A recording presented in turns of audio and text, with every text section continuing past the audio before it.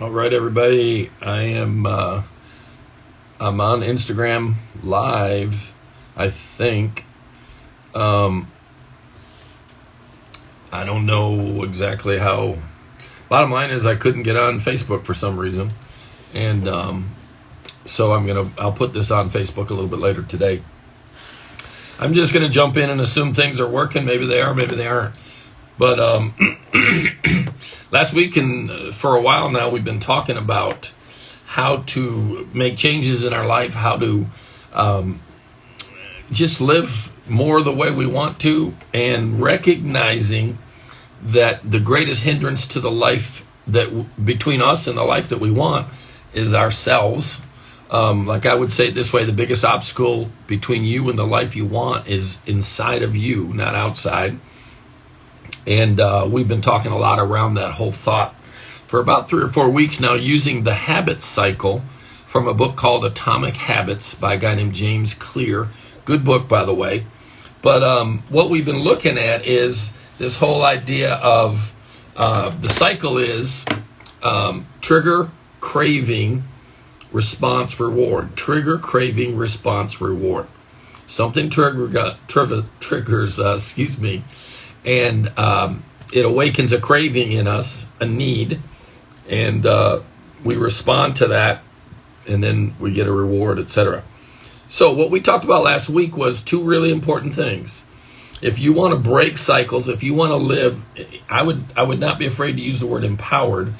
If you want to live more empowered in your personal life, in other words, less controlled, manipulated, and jerked around by circumstances, other people's behavior, other people giving you or not giving you what you think you need from them. If you want to be more empowered and less controlled, then this is really important stuff. And last week we talked about 2 things that you need to learn to do. One is own, O-W-N, own your response.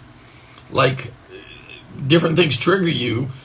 Instead of blaming and assigning responsibility, authority, and power to whatever that is that didn't work out, or whoever that is, own your response. I choose my response. And the second thing we talked about was own your response. And number 2 we talked about last week was name the need. So you got trigger, craving, response, reward. The craving is built around a need. And I've been using my own struggles, my own challenges to work on that and to demonstrate it. And so once you've owned your response and you kind of feel like you're identifying the need that's driving the response, then what you want to give some thought to is there a healthier way to get the need met? So for me, I've been talking about my relationship with peers, other leaders, other people who do what I do, whose acceptance I would like to have, whose, is it wrong to want to be accepted by your peers? Absolutely not. Is it wrong for you to want to be loved and accepted by people that matter to you? Absolutely not. It's not wrong for you to want that at all. But here's a distinction I want to make. I want to make a distinction between need and want. Need and want. A need is something that if you don't get it, it harms you in some way. You need air. If you don't get air, you're going to be in trouble. You need water. You need water. If you don't get water in a very short amount of time, you're going to be in trouble. You need food. Now that's where it starts to get a little interesting. I struggle with keeping my weight, getting my weight. Let's not lie and say keeping, getting my weight where I'd like it to be. And part of what I realize anytime I try to eat better, healthier, what I recognize is that food, I don't eat food based on need. I eat food based on want.